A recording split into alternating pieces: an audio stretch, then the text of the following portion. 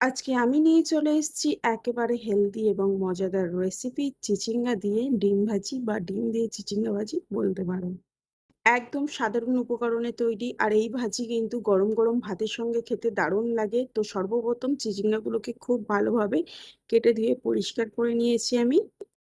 আর গ্যাসের মধ্যে প্যানও আমি আগে থেকে বসিয়ে রেখেছিলাম এবং প্যান গরম হয়ে গেলে এর মধ্যে দিয়ে দিচ্ছি পরিমাণ মতো সরিষার তেল আর দিয়ে দিচ্ছি একটি পেঁয়াজকে কুচি করে কেটে রাখা। তোমরা এখানে সয়াবিন তেলও ইউজ করতে পারো, কোনো অসুবিধা নেই। তারপর পেঁয়াজটাকে হালকা ভাজা করে নিয়ে তার মধ্যে দিয়ে দিয়েছি দুটি কাঁচা লঙ্কা মাঝখান থেকে ফালি করে কেটে রাখা। তারপর ওটাকেও একটু হালকা নাড়াচাড়া করে আগে থেকে কেটে ধুয়ে রাখা চিচিঙ্গাগুলো আমি সব দিয়ে দিলাম।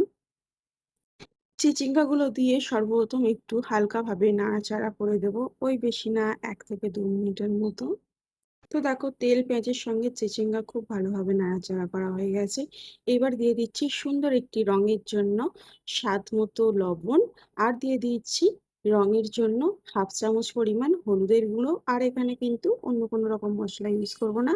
প্রায় কিন্তু মিডিয়াম টু লো ফ্লেমে আমি 5 থেকে 7 মিনিট ভেজে নিয়েছি চিচিঙ্গাটাকে। আর দেখো চিচিঙ্গাটা কিন্তু অনেকটা সফট হয়ে গেছে।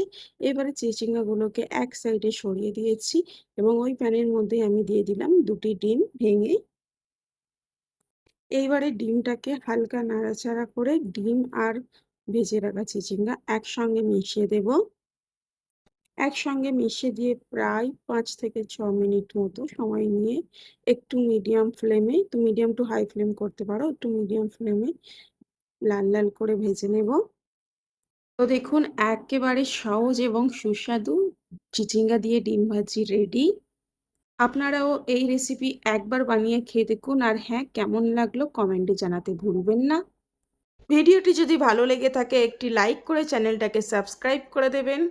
আর হ্যাঁ, কমেন্টে জানাতে ভুলবেন না যেন রান্নাটা কেমন হয়েছে। আর হ্যাঁ, ভিডিওটা একটু বেশি বেশি করে শেয়ার করে দিও। আর হ্যাঁ, যারা বানাবে তারা তো অবশ্যই শেয়ার করে নিজের টাইমলাইনে রেখে দিও।